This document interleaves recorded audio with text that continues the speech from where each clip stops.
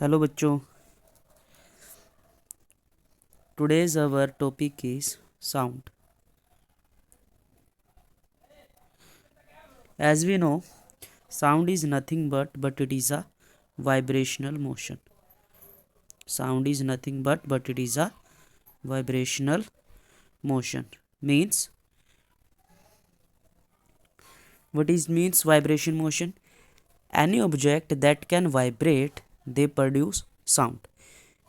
कोई भी ऐसा ऑब्जेक्ट जो आपका वाइब्रेट होगा वो हमेशा साउंड प्रोड्यूस करेगा। वन लाइनर आपकी डेफिनेशन हो जाएगी वाइब्रेशनल मोशन। वाइब्रेशनल मोशन को अगर मैं वेव मोशन से कलेक्ट करूं तो वो क्या होगा? Like this is the wave motion, और इसी वेव मोशन को हम क्या बोलते हैं?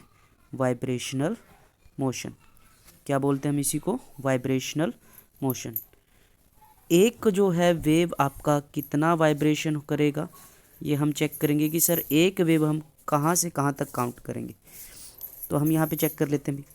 देखो यहाँ से स्टार्ट हुआ है ये वेव, यहाँ से स्टार्ट होके ये वेव जब वापस से आपका हाइट को गेन करेगा, that is your one oscillation या वन वेव। ओके, तो यहाँ से एक पॉइंट निकल के आता है हमारे पास कि सर ये हमें आ गया समझ में कि वाइब्रेशनल मोशन होता है। Sound is nothing but it is a vibrational motion. अब हम आगे चलें कि सर इसमें आगे बताओ हमें कि क्या होगा अगर हम ये चीज़ यहाँ पे काउंट करें। तो सबसे पहले बच्चों साउंड की डेफिनेशन पूछी जाती है आपसे कि व्हाट इज़ साउंड। तो आपने क्विक फास्ट जो है आंसर देना है, वो क्या रहेगा? Sound is nothing but it is a vibrational motion. Clear रहेगी बात? मुझे बताओ हाँ सर यहाँ तक समझ आया? कितने बच्चों के बात समझ आई? आगे होगी ना सभी को समझ में? नेक्स्ट हम आगे बढ़ लेते हैं, अभी देखते हैं इसको आगे। ठीक है, अब हम आगे देखते हैं इसको कि क्या है। सेकंड हमारे पास आ जाता है इसी के अंदर कि सर अब वेव्स ट्रैवल कर रही हैं। जब भी कोई वेव ट्रैवल कर रही है तो हमें कैसे पता चलेगा कि ये जो वेव है इसका जो साउंड है, जो ये वेव है, जो ये वाइब्रेशनल वेव है, इसका जो साउंड है वो आपका लाउड है या श्रिल है। ठीक है, तो दो वर्ड यहाँ पे मैंने लिखे, एक होता है लाउड और एक होता है श्रिल। यानी कि लाउडनेस और श्रिलनेस की बात करें, shrill means nothing but it is पतला, यानी कि पतली आवाज़ की हम यहाँ पे बात कर रहे हैं। ठीक है, और लाउड मीन्स नथिंग बट हम यहाँ पे बात कर रहे हैं ऊंची आवाज़ की, जो काफ़ी दूर तक आपकी ट्रैवल नहीं कर सकती। ठीक है, क्लियर रहेगी बात कि जो ज़्यादा दूर तक ट्रैवल नहीं कर सकती, हम उस आवाज़ की बात कर रहे हैं। तो यहाँ पे आपको एक पॉइंट याद रखना है जो बहुत इंपॉर्टेंट है। वो क्या रहेगा कि सर जब भी ऐसी आपको दिखाई दे तो सबसे इम्पोर्टेंट होता है इसमें एक टर्म जिसको हम बोलते हैं फ्रीक्वेंसी। क्या टर्म रहेगा? फ्रीक्वेंसी। क्या बोलते हैं? फ्रीक्वेंसी। फ्रीक्वेंसी जो होती है बच्चों वो डायरेक्टली प्रोपोर्शनल होती है, ध्यान से समझना, आपकी पिच के और आवाज़ श्रिलनेस के डायरेक्टली प्रोपोर्शनल होती है। तो frequency is directly proportional to pitch और श्रिलनेस की आवाज़ कितनी पतली रहेगी उसके ऊपर आपकी डिपेंड करती है फ्रीक्वेंसी। क्या डिपेंड करती है? Now let us further proceed. आगे प्रोसीड करते हैं बच्चों। दूसरा हम बात कर लेते हैं कि लाउडनेस जो रहती है हमारी वो किस पे डिपेंड करती है। Loudness is directly proportional to the amplitude square. Amplitude क्या होता है अभी बच्चों को नहीं पता होगा। Amplitude is nothing but it is a height of wave. What is it? Height of wave. जो भी वेव आपकी ट्रैवल कर रही है उसकी हाइट होती है ये वेव अगर ट्रैवल कर रही है तो इसकी ये जो हाइट है इसको हम क्या बोलेंगे? एम्पलीट्यूड। क्या बोला जाएगा? ये एम्पलीट्यूड। मीन्स क्या है? अगर आपकी हाइट यानी कि अगर एम्पलीट्यूड बढ़ा तो लाउडनेस भी क्या हो जाएगी? बढ़ जाएगी। अगर एम्पलीट्यूड बढ़ेगा तो लाउडनेस भी क्या हो जाएगी? बढ़ जाएगी। क्लियर रहेगी बात? ओके, नेक्स्ट हम डिस्कस करते हैं आगे। यहाँ तक अगर आपको समझ आ गया तो आगे बढ़ते हैं। अब दो हमारे पास यहाँ पे कंडीशन पूछी जाती हैं बच्चों, बिल्कुल शॉर्ट में मैंने सारा समअप किया है। अब हमसे पूछा जाएगा कि जो है आपका नॉइस क्या होता है। क्वेश्चन इंपॉर्टेंट है, पूछा जाता है नॉइस क्या है। दूसरा आपसे क्वेश्चन पूछेगा music, what is the difference between noise and music. तो नॉइस आपका रहेगा अनप्लीजेंट साउंड। ध्यान से समझो क्या बोलेंगे हम इसको, अनप्लीजेंट साउंड। और जो आपका म्यूजिक रहेगा दैट इज प्लीजेंट साउंड, उसको हम बोलेंगे, ये है सर प्लीजेंट साउंड। दो वर्ड यहाँ पे हमने देखे। जो नॉइस है उसको हम कंसीडर कर रहे हैं एज अ अनप्लीजेंट साउंड में, और जो म्यूज़िक है उसको कंसीडर कर रहे हैं प्लीजेंट साउंड में।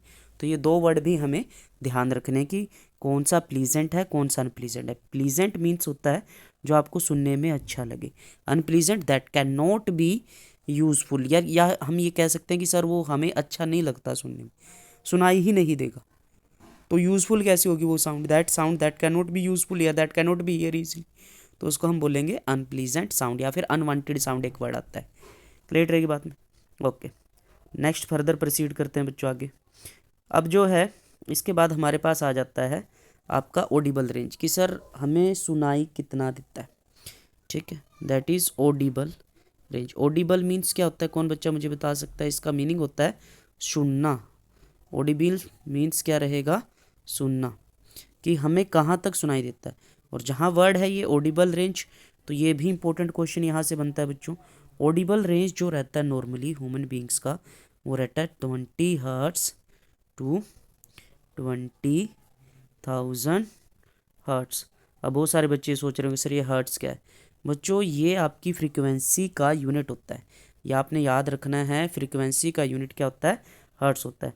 तो हम यहाँ पे लिख लेते हैं इस चीज़ को, फ्रीक्वेंसी जो अभी हमने पढ़ा था डायरेक्टली प्रोपोर्शनल थी जो पिच के, ठीक है, और श्रिलनेस के।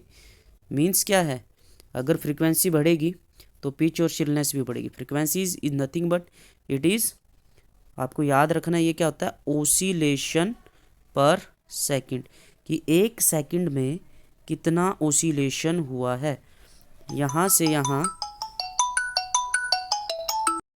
सॉरी बच्चों, there is a small hurdle. तो हमें फ्रीक्वेंसी जब भी निकालनी है तो उसमें क्या रहेगा कि एक सेकंड में कितना आपका वेव ट्रैवल किया।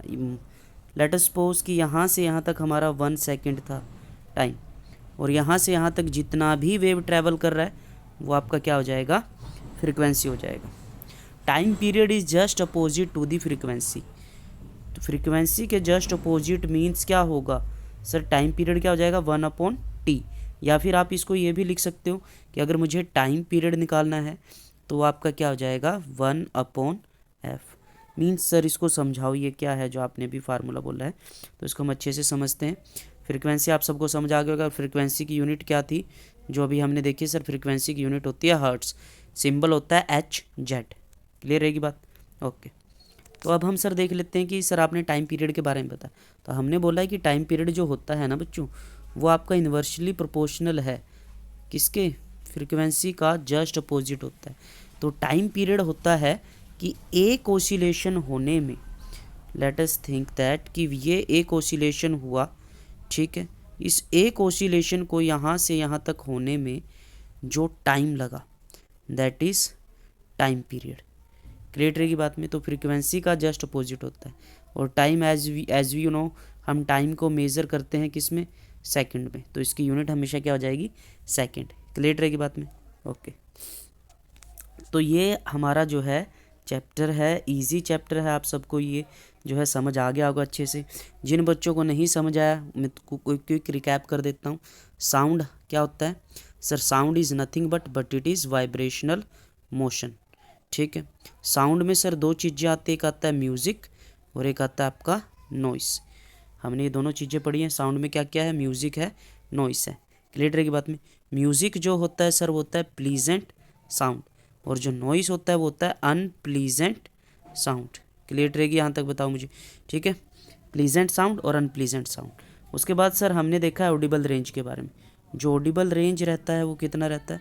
20 to 20,000 हर्ट्स, 20 to 20,000 हर्ट्स। ठीक है, क्लियर रहेगी इतना। और जो आपका अभी हमने देखा ये हर्ट्स क्या होता है? ये यूनिट होता है। फिर हमने देखा फ्रीक्वेंसी, फ्रीक्वेंसी क्या होता है? ओसिलेशन पर सेकंड, एक सेकंड में कितना ओसिलेशन हुआ। एज सिमिलर जो टाइम पीरियड रहेगा वो क्या हो जाएगा? 1/f। टाइम पीरियड मीन्स क्या होगा कि एक ओसिलेशन को होने में कितना टाइम लगा। ठीक है, क्लियर रहेगी बात। तो ये आपका छोटा सा चैप्टर था जिसको मैंने जस्ट रिकैप किया बच्चों।